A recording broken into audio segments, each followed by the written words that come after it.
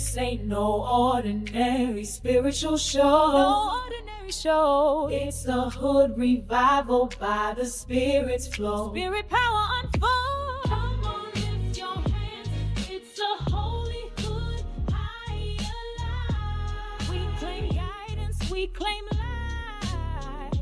Oh, awareness in our hearts. This is our story on this journey. We rise into His glow. Shuggah walls go up.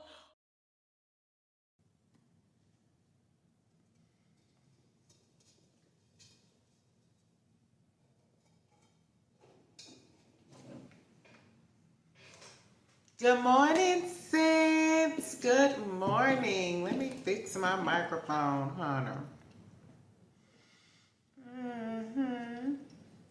Fix it up right here. Okay. It is time for the Monday morning awake and bake, okay? It's time for the Monday morning awake and bake mess of jazz. Okay. So Shuggah Walls go up. It is Spirit Sheré, the Holy Hood prophetess. Your Auntie Smack with the tea. Okay, y'all can tell, okay, your auntie did get her little prescription in, honey. Oh, child, I am real shiny this morning, honey. Got the oil of the Lord on, honey, child. It's showing through the filter, honey. Oh, yeah, the oil of the Lord, honey. Now, for me, it's Blue Star ointment or some Vaseline, but it's the oil, that breaks the yoke. In the summertime, I peel so bad, y'all. I peel all on my forehead and everything. I really can't even wear makeup, like I do, but I peel so bad in the summertime. I don't know what's going on, but, baby, honey, that's why I see now why my mama used to have us all shined up with some Vaseline in the summertime. I ain't know. I thought she was trying to be funny, But now I see why she had us all oiled up and with the, with the cocoa butter, okay, or some Vaseline. And now that I done got in my crusty, dry old age, baby, I need something with a little punch. Hey, Redbone. Honey, I need something that pack a little punch, honey. So we have evolved well beyond baby oil, coconut butter, and Vaseline, baby. We is old and crusty, and we is on the Blue Star ointment now. Okay. Child, and that good strong lotion, honey, that you can only get by mail. Okay? Honey, your auntie mother is on the strong lotion, honey, that you can only order by mail. They don't even sell it in the store. Okay? When you as old as I am, you've been here for eons and eons, 933. When you 1,000 and something years old, honey, some point the black is gonna crack, okay, sisters? Okay, when you have been in this world for 1,000+ years, eventually the black is going to crack. A little bit. Okay? It is. What is it stuck to my finger? What is it?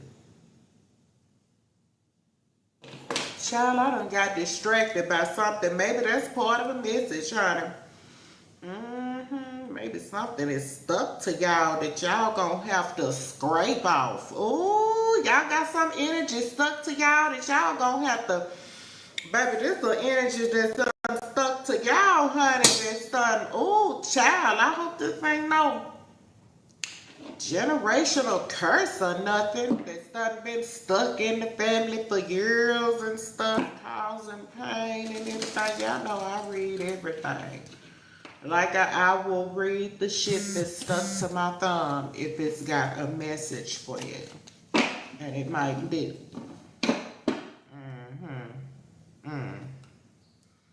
Somebody's mother is at her breaking point, or you are a mother that is at your breaking point. Honey, I had said that I'm going to read these, y'all, but I had said this morning why the Lord told me to get out the play school cards. Money on the ground. Something is stuck. Y'all might have some money y'all missing that's on the ground. Now, the otter is one of my mother cards, and she was just sitting over here looking at me like this. Some of y'all mama might be looking at y'all like this. Some of y'all's mamas, or you could be a mama. Take it how it resonates. You could be a mother that is looking at your child and praying. She's praying. Some mother is praying. Look at her hands together. The praying mother. Somebody is praying for their child, or you are a mother who is finding yourself having to pray for your child. Okay, another mother card. The ladybug. Okay. It was Father's Day weekend. Some of y'all mothers tripping about something that happened on Father's Day? Is that what it was? Let's shuffle these because it's two mama cards. It could be the mama and the grandmama. What y'all had to deal with a jackass on Father's Day? Or did the jackass do some jackass shit? I didn't know that he was back there like that. He was hiding. Oh, Lord, child. That's why I didn't go live yesterday, honey. I'm just saying. It's some of y'all mamas, baby, that could be dealing. Look, another mama card. Hey, it's another mother card, honey. Honey, what the daddy was looking like this? Girl, okay, hold up, because the jackass came out. And here go, the daddy. Did he try to sleep over? Did this mofo try to sleep over just because it was Father's Day? Or did he try to stay the weekend just because, y'all, I cannot make this shit up. The Lord told me, get the play school cards out there because it might be some cheering on that because, you know, the kids are out of school. And so we might need to read the school cards. Anybody that's smarter than a 5th grader should be able to pick up what you putting down. And somebody, baby, daddy, jackass mofo, either try to stay the weekend or try to stay over Father's Day weekend looking at y'all like, I know you ain't got no guest room, sis, but I brought me some extra socks. I cannot make it up. Whew. And somebody was looking. Look at this mother. Did he have 3 baby mamas? Is that what it is? Y'all baby daddy got 3 baby mamas. Girl, I can't make this shit up. I don't know, because my kids got the same baby daddy. I don't know nothing about that type of stuff. I'm not judging nobody or nothing like that, but one of y'all baby daddies got 3 baby mamas, and he was trying to make his rounds between everybody, and so maybe he tried to spend the night or wanted to sleep over, or I don't know, child. What is going on? Why is this? But the mama was praying for the kids and their safety. The mother is concerned about her kids' safety with their daddy. And maybe she didn't want him to take the kids to the other baby mama house. Because that's how he see him. Look at him. This is a daddy card all day long. Y'all, if y'all ain't never seen the Penguin movie, the Penguin is a very paternal clan, okay? Yes, the Penguin is very paternal. The father takes care of the home and children while the mother goes out, you know, to fend for the tribe. The same thing happens in a pride, in a lion pride. The lionesses are the hunters, okay? So this may be, you know, that type of situation where this guy is trying to see all of his kids and got to go through all of his kids' baby mamas. One of them is, you know, she might be spiritual. The other one, you know, might be a little hoish. And the other one is very concerned. She's very concerned. Sweetheart, girl, y'all know that's the tea. That is the tea. So they made somebody sleep in their car. One of them baby mamas made that mofo sleep in his car, child. This is Father's Day tea. Okay, he thought he was gonna go over to the house. All of these are daddy cards, honey. He thought he was going to the house. He thought he was going to the house to pull some daddy shit.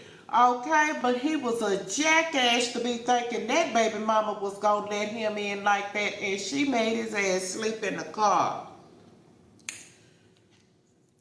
Okay? I'm just saying. Baby, she read him for filth. Baby, what did he do?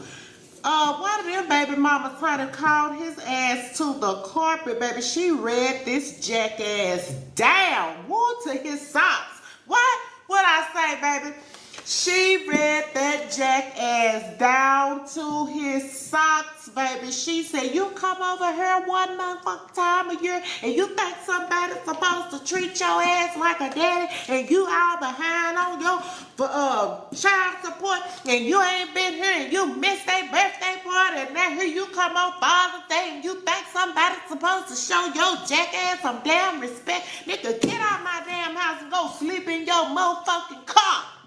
That's what she said. That's what you just told me. I'm just saying.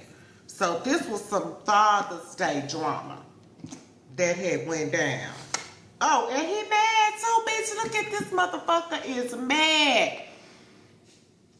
He mad, honey. Mad, miserable, baby. Because, honey, she told him what for. And, baby, you told him to sleep on the couch. You let him sleep on the couch, sweetheart. Did you let his bitch ass sleep on the damn couch? You better than me, girl. You better than me, baby, because his ass would have been outside in the motherfucking car. But one of them baby mamas, honey, one of them baby mamas did allow this. I hope it wasn't you. I hope it wasn't the Shuggah Walls Collective. I don't know. And some of them might have put him on a plane. Okay, y'all made his ass get the hell on. And maybe he was coming in overnight. He might be one of them like truck driver daddies that got kids in every city. You know what I'm saying? One of them traveling daddies and all of that kind of stuff. So I don't know, honey. But somebody was not feeling the Father's Day visit. You seen his, okay, baby, but somebody needs to understand, baby. He came all out in the reading, honey. He came all out in the reading, honey. And at the end of the day, he really do feel like this jackass. Hopefully, you know, the praying mother is trying to help him on the, you know, spiritual tip and maybe, you know, this one of y'all mamas, baby. Y'all keep y'all baby close to you. You like, look, you motherfucker, you can see him from the street. Okay, you can see the baby from the street. You see him out of my patch in my art, standing beside. You see him from, hey, because that's all he deserves, I guess. I don't know. I did not. But it's one out here that really do. You know, he really cut for his kids. It's all different types. You know what I'm saying? One really do cut for his kids. He the, the soccer dad and and all of the coach and all of that kind of stuff. And he's at the meetings and everything. And even though y'all co-parents, and this must be the good situation right here. The penguin daddy and the ladybug. Y'all got a good situation going on. And that must be you, sweetheart. You was like, I got an extra bed and a little space on the couch. You all right. You can, you can stay overnight and maybe have a little crumbs for breakfast in the morning on Father's Day. He a good daddy. Okay, I see. He the good daddy. He the good one. Okay, here he come. Look there. He a bad partner. And you recognize him for his strengths, Ladybug. So you just let him operate in his strength. He wants some pouch. Was that what it was? He wants to put something else in the pouch. And you was like, no, sir, honey. You already have enough to do. Yeah, baby. Yeah, that's what happened. That's what happened. But Miss CJ was like, go sleep in your car. Jump on the fastest thing moving up out of here. I'm just saying it was some different energies going on for Father's Day. I mean, that's just how it is. I get it. I get it. So that's what we talking about, the Monday morning messages. Cause it ain't nothing. It ain't nothing, honey. It ain't Nathaniel. Somebody's baby daddy name could be Nathaniel. Okay, and he ain't nothing. My Lord, child. Yep. So, but yeah, one of y'all read them down, baby, for filth. And it's like, come around here one time a year. Talking about your family. Okay? He tried. Well, he might do some because he talking about his family. At least he showed up one day, honey. But just like you said, honey, he trying to have you all blowed up again. Is you ready for all of that? I told you this was a morning message, sweetheart.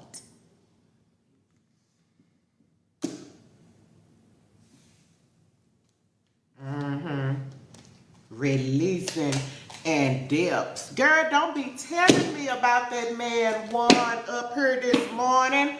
I don't have nothing to do with that. I tell you the truth. I can't hardly wait. That's why I don't do messages at night. Because y'all mind stay in, the place that it be. But if you want to bring me some more nieces and nephews, okay, then do that. Okay, be fruitful and multiply. And really and truly, that's really the reason that my kids got the same daddy. Because when I had my second child, I really wasn't feeling him. Child, we was divorced and everything. We was divorced. We weren't even living together and everything. And so, I was like, well, I want another baby. And I don't want them to have different daddies. So I invited him over. He brought me some roses and a barbecue sandwich. It was on, baby. Me too, my 5-month-old is a separation. It was on. And then, after I got, all in the family way and started looking like, I was like, well, maybe we'll try it again. Of course, it didn't work out or whatever the case may be. But that was my mindset. I was like, I'm not finna deal with two different women. I'm not supposed to do it. Okay, so let me just go on. He even had a girlfriend, child, and I'm going and seduce him. Look, I need to have another baby. And I don't want to have, I don't want them to have different daddies and stuff like that. And I want them to look alike. It was just me and my family planning type of situation, right? That was just me. And I was like, okay, so, he came over, brought me, we was at a distance, brought me that good old barbecue sandwich job from down the street and it wasn't even a whole dozen roses. It was like just a single rose, because Anyway, child, but that's how my second child got conceived. And I mean, I often tell her that story because I want her to know how much of a chosen situation her life is, okay? Okay, I want her to know, honey, there was much planning, okay, and sacrifice and all kinds of stuff that went down to get you to the place that you are. Some counting of some days had to go down. Some arranging of some schedules. It wasn't no wham bam. Oh, thank you, ma'am. It wasn't no accident. Okay. I said, I want a baby, and I want her to have a daddy that have the same daddy as my other baby, and he do have a good, job or whatever. Never miss a day of child support. Hallelujah. Baby, I ain't even playing, honey. My baby daddy really ain't shit for a partner either, baby, honey. But, honey, the prayers of the righteous avail it much, honey. That man never missed a day of child support. Never did he. Now, he wasn't much of a, for interacting and everything, baby, but the good, medical and the child support and everything and all that kind of stuff. I don't know. I could be working my own shit out right now because really right now my kids don't have a relationship with their father. Is that my fault? Because I just, really, I didn't stop him from seeing them. I just didn't worry about whether he saw them or not. Them was my kids.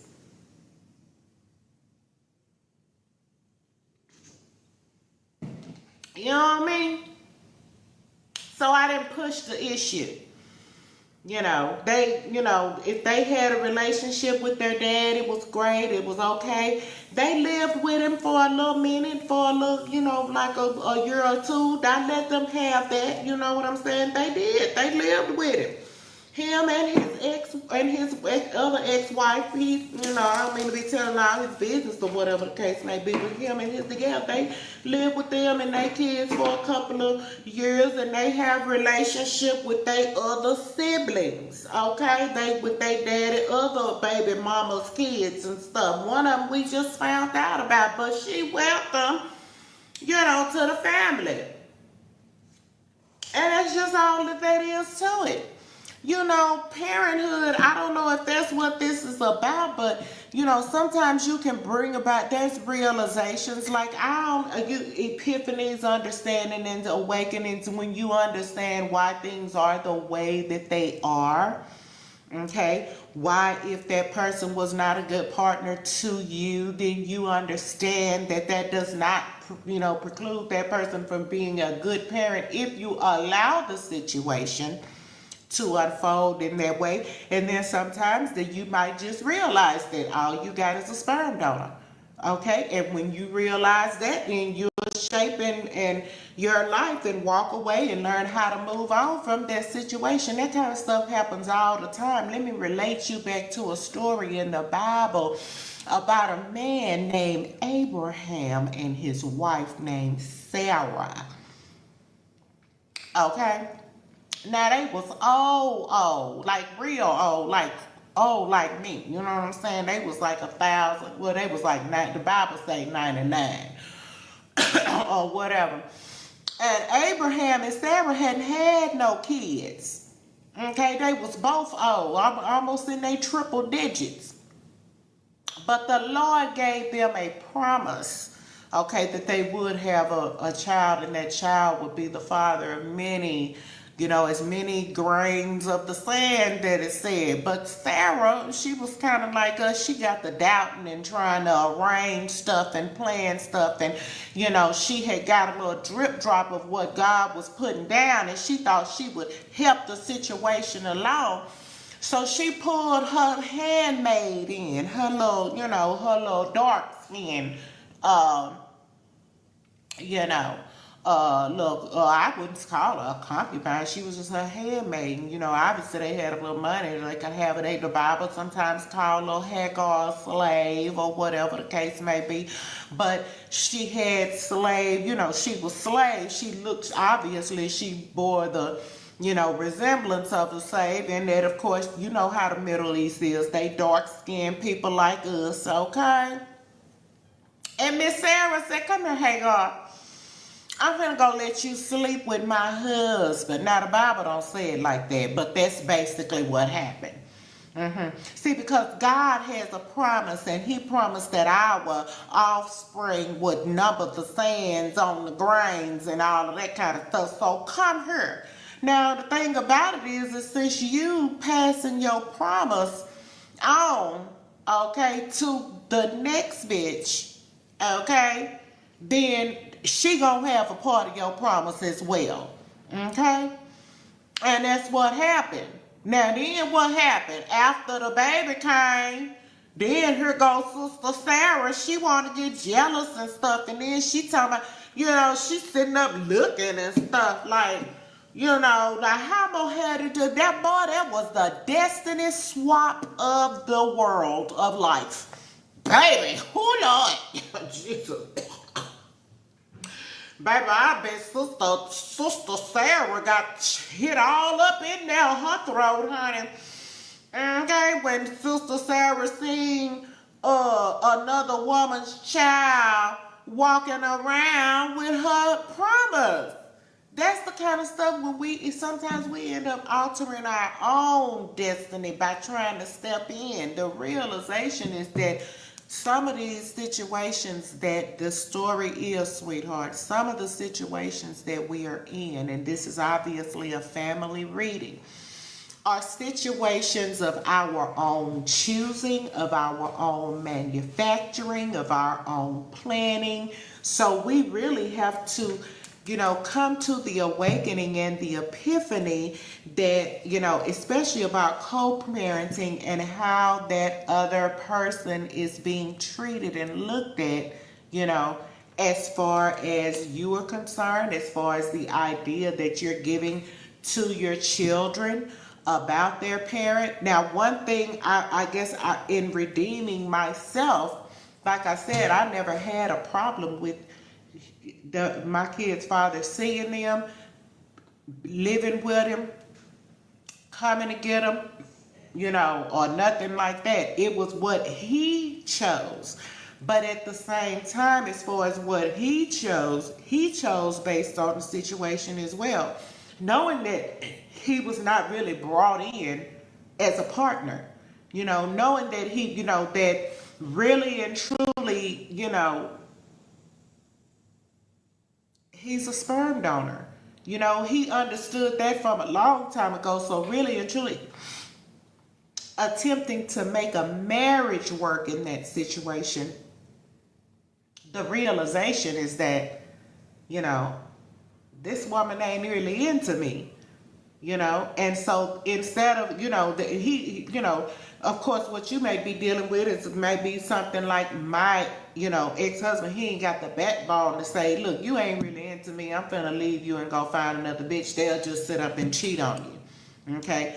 But when, you know, you have the insight of knowing this person is a good person, they're a good father, they can do whatever, you know. I'm a lead, and the reason my kids don't have a relationship with their father is completely and totally because of his own, you know, actions. I've never kept them away from him. I've never, you know, other than a few things, you know, anything that they know about him, it is because they have experienced that from him. He was given all the rope.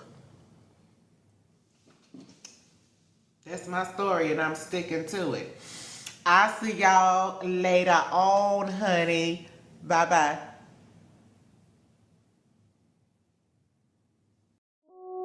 I read the signs, answer the higher call, sound spiritual guidance to pick you up when you fall. Deep in his word by night, healing hearts by day. Truth teller, spirit seeker, gifts guide the way. From a prayer marathon to a street side ceremony, I flip card, juggle readings for your testimony.